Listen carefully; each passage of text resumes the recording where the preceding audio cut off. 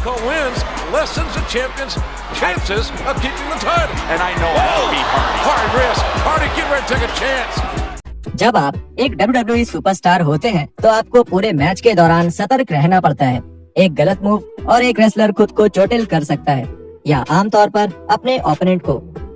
इसलिए एक रेसलर के लिए ये जरूरी होता है कि वो रिंग में होने वाली हर चीज पर अपनी नजर बनाए रखे ताकि वो ऐसी चोट से बच सके और कभी कभी मौत से भी। आखिरकार एक चोट लगने के लिए सिर्फ एक छोटी सी गलती ही काफी होती है। कभी कभी बस सिचुएशन के हिसाब से चलने से मैच में होने वाली गंभीर चोट को रोका जा सकता है। अब हमारे पास कोई लंबी लिस्ट तो नहीं है, लेकिन हमने ढूंढे हैं 10 और ऐसे मौके जहां WWE रेसलर्स एक दूसरे को घायल होने से या रिंग में मौत से बचाने में कामयाब रहे। एज एजे स्टाइल्स को धक्का दे देते हैं। 2020 के रॉयल रंबल में एज की वापसी WWE प्रो रेसलिंग के इतिहास की सबसे बड़ी वापसियों में से एक रही। हालांकि एक पुराने WWE चैंपियन के लिए एज की ये वापसी इतनी अच्छी नहीं रही। रंबल मैच में घुसने के बाद एज ने रिंग में मौजूद लगभग सभी लोगों को एक स्पेयर दिया।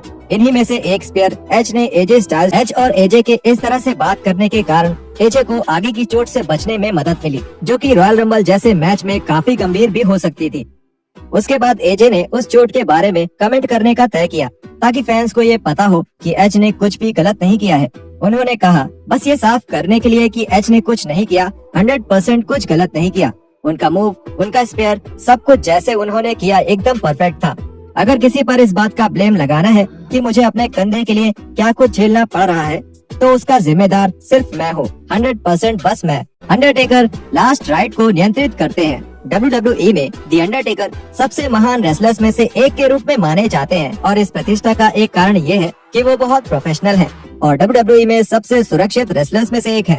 इस बात की पुष्टि 2001 में रॉ के एक मैच में हुई, जिसमें अंडरटेकर और केन की जोड़ी का सामना बुकर टी और टेस्ट की जोड़ी से हुआ। मैच के दौरान अंडरटेकर टेस्ट के ऊपर अपना trademark finishing move the last ride करने वाले थे, लेकिन दिक्कत ये थी कि टेस्ट की कद काठी वाले आदमी पर अंडरटेकर ये मूव पहली बार इस्तेमाल करने वाले थे, जिसकी वजह से बीच मूव में ऐसा लग रहा था कि टेस्ट अपने सर के बल गिरने वाले हैं, जिससे वो गंभीर रूप से घायल हो सकते थे। पर अंडरटेकर बहुत चालाकी से पीछे रोप्स की तरफ खिसके, जिससे अंडरटेकर और टेस्ट दोनों को स्टेबल होने का मौका मिला और उसके बाद वो मूव बिल्कुल अच्छे से निभाया। जेरिको केन के लिए सीढ़ी पकड़ते हैं। TLC का चौथा मैच 2002 में रॉ के एक एपिसोड में हुआ था, जिसमें केन अकेले ही 3 टैग टीम्स के खिलाफ अपना टैग टाइटल बचा रहे थे। एक TLC मैच में सभी रेसलर्स को हर समय सुरक्षित रखने के लिए बराबर बातचीत होते रहना बहुत जरूरी होता है, खासकर जब केन जैसा कोई खतरनाक रेसलर मैच में हो तो किसी भी चीज का गलत होना काफी आसान हो जाता है। जैसे कि इस मैच के अंतिम समय में केन ने क्रिस जेरिको को लैडर के ऊपर से चोक स्लैम दिया और उसके बाद जब केन अपना टाइटल लेने के लिए ऊपर चढ़ने लगे तो उनके वजन के कारण लैडर हिलने लगा और ऐसा लगा कि केन कभी भी ऊपर से गिर जाएंगे, लेकिन जेरिको ने चालाकी से अपने शरीर को शिफ्ट कर लिया ताकि वो अपने पैरों से लैडर को पकड़ सके, जिससे केन सुरक्षित रहे और बिना किसी खतरे के अपना टाइटल बचा सके। समर स्लैम 2014 में पेज एजे ली को बचाती हैं। समर स्लैम में डिवास टाइटल मैच के दौरान एजे ली अपनी पीठ पर लगी एक गंभीर चोट के साथ ही पेज से मुकाबला करने गयी, जिसका मतलब था कि वो उस पूरे मैच में अपनी पीठ पर एक झटका भी सहन नहीं कर पाती। एक पूरे मैच में एक साधारण टक्कर के बिना एक अच्छा मैच कर पाना काफी मुश्किल काम है। पेज बताती है, हमने असल में वो पूरा मैच कर लिया बिना उनके बम्प लिए, जो कि अद्भुत है। मैंने कहा, हम तुम्हें किसी भी कीमत पर बचाएंगे।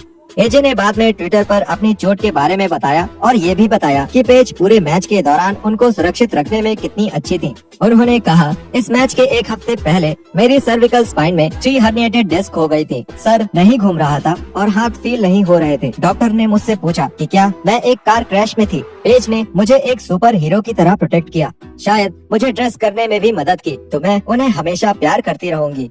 बैरन कॉर्बिन ने डॉल्फ जिगलर को बचाया।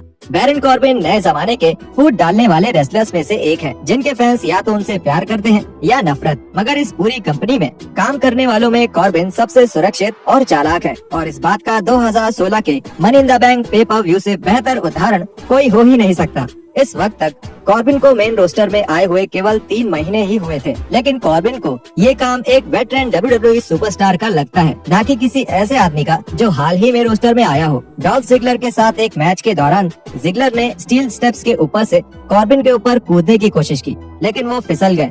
सबको ऐसा लग रहा था कि जिगलर मुंह के बल गिरने वाले हैं, पर किस्मत से कॉर्बिन ने जिगलर को पकड़ लिया और इसको एक डीप सिक्स में तब्दील कर दिया, जिससे जो मूव एक दर्दनाक चोट बनने वाली थी वो एक शानदार स्पॉट बन गया, जिसका पूरा श्रेय कॉर्बिन के तेज दिमाग को जाता है।